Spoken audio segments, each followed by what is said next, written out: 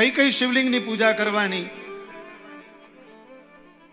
તો કે માટીની, લોટની, ગાયના છાણની, ફૂલની, કરેણના પુષ્પની, ફળની, ગોળની, માખણની, ભસ્મની, અન્નની, તમારી રુચિ પ્રમાણે, તમારી ઈચ્છા અનુસાર આ બધા દ્રવ્યની તમે શિવલિંગ બનાવી શકો છો અને એની તમે પૂજા કરી શકો છો.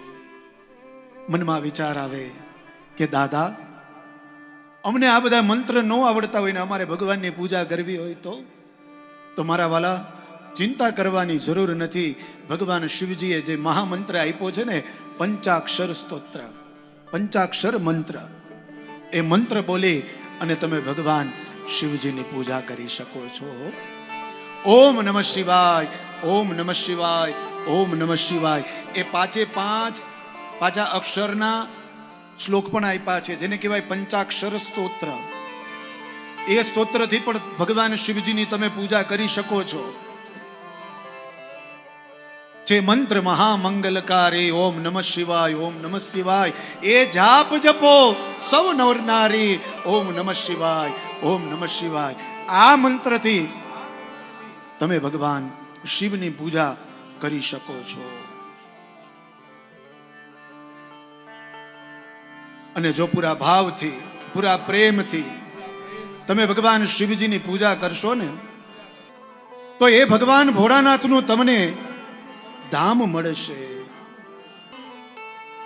શિવપુરાણમાં તો ત્યાં સુધી કહ્યું છે કે જ્યાં શિવ મંદિરનો વાસ છે, જ્યાં શિવજી છે, એના 4000 ફૂટ, 4000 કિલોમીટર સુધી અથવા તો 4000 ફૂટ જેટલો વિસ્તાર છે એ બધો તીર્થમય છે. અને એ જગ્યાએ તમે કોઈ પણ કાર્ય કરી શકો છો. પછી શ્રાદ્ધ કર્મ હોય તો પણ તમે ત્યાં કરી શકો છો. તમારે બીજે તીર્થમાં જવાની જરૂર નથી, કારણ કે શિવજીને તમે બેસાડ્યા છે ને, એ પોતે તીર્થ છે. તો તમે વિચાર કરો, આપણે શિવના સાનિધ્યમાં બેઠા છીએ. અરે શિવના સાનિધ્યમાં તો બેઠા છીએ, તીર્થ ક્ષેત્રમાં બેઠા છીએ. આ અત્યારે નેરોબી નથી, આ તીર્થ ક્ષેત્ર છે મારા વાલા. એ ક્ષેત્રમાં આપણે બેઠા છીએ. અને જ્યારે અંત સમય આવે અથવા તો આપણે સશક્ત અવસ્થામાં હોય તો આ જીવે, આ શરીરે એક વખત કાશીમાં જવું, એવું શિવપુરાણ કહે છે.